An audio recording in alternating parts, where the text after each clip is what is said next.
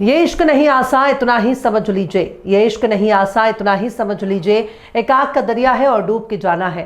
सलाम, नमस्ते, सत श्री अकाल। मैं हूं आपके साथ हर्षिता मिश्रा और आप देख रहे हैं टाइम्स मेल। ये प्यार, ये इश्क और ये मोहब्बत, ये तमाम चीजें इंसान होने की पहचान जाहिर करता है।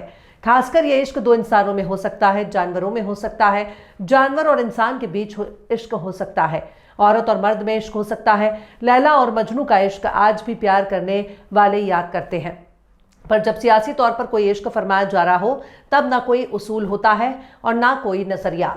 पर सऊदी और इजराइल का इश्क सबसे अलग है, जो 100 साल से एक होने के लिए तरस रहे हैं। अब ये भी कितने ताज्जुब की बात है कि जिन लोगों ने सऊदी अरब को बनाया उन्हीं लोगों ने फलस्तीन पर कब्जा करके इजराइल बनाया। जब दोनों को बनाने वाले माए बाप एक हैं, दोनों के अब्बा एक हैं, तो फिर दोनों देशों के बीच में इतनी कड़वाहट क्यों है?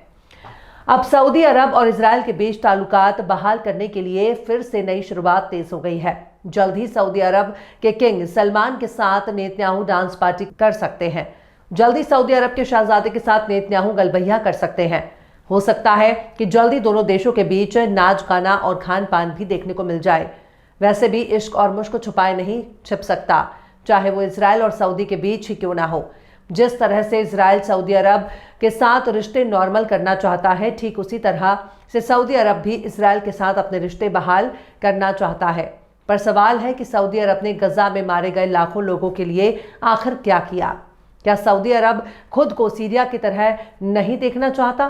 क्या सऊदी अरब में किसी बगावत के आसार नजर आ रहे हैं? आखिर क्यों सऊदी अरब और इजराइल को अपने इश्क को छुपाने में मुश्किल हो रही है? बताएंगे आपको और भी बहुत कुछ, लेकिन आप अगर हमारे चैनल पर नए हैं और पहली बार हमारी वीडियो को देख रहे हैं तो आप हमारे चैनल टाइम्स मेल को सब्सक्राइब कर लें, वीडियो को लाइक कर दें और बेल आइकन का नोटिफिकेशन बटन भी प्रेस कर दें ताकि बिना देरी हमारी हर खबर आपको मिलती रहे।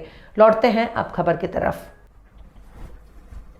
इजराइल और सऊदी अरब को अपने ताल्लुकात बहाल करने में कामयाबी हासिल हो गई है।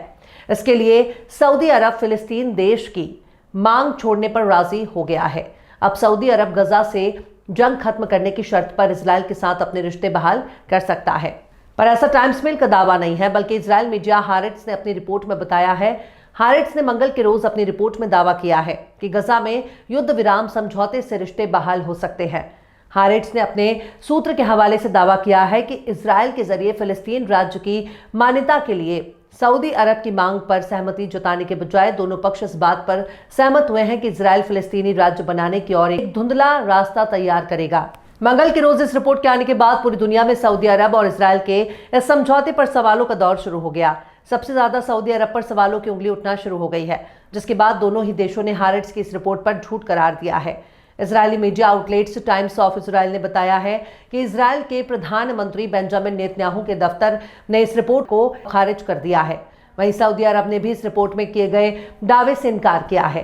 वहीं टाइम्स ऑफ इजराइल ने बताया है कि सऊदी ने भी इस रिपोर्ट का पुरजोर खंडन करते हुए कहा है कि अभी तक कोई कामयाबी नहीं मिली है और इस रिपोर्ट को पूरी तरह से बेबुनियाद बताया है। पर बात सिर्फ हारेट्स की रिपोर्ट की नहीं है। ऐसा भी नहीं है कि इस तरह का दावा करने वाला हारेट्स कोई पहला अखबार हो।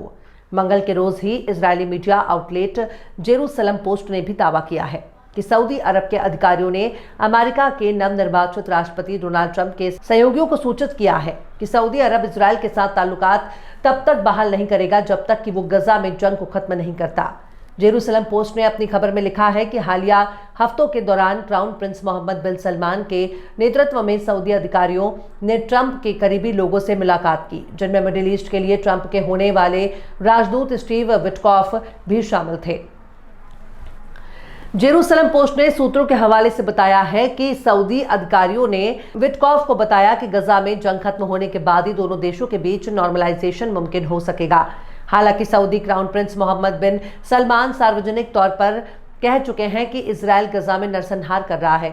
पूर्वी यरूशलेम को फिलिस्तीन को राजधानी बनाए बिना सऊदी अरब और इजराइल के बीच ताल्लुकात बहाल नहीं हो सकता। पर अगर इजराइल और सऊदी अरब के बीच सचमुच में कोई गुपचुप डील हो रही है तो इसे क्यों झुटलाया जा रहा है? ऐसा हम इसलिए कह रहे हैं क्योंकि धुआं वहीं से उठता है जहां आग लगी होती है।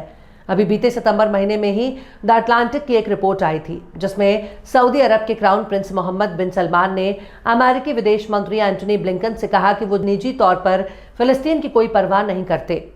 वो सिर्फ सऊदी के अवाम की वजह से फ़लस्तीन की हिमायत करते हैं, क्योंकि सऊदी अरब की 70% अवाम फ़लस्तीन की हिमायत करती है।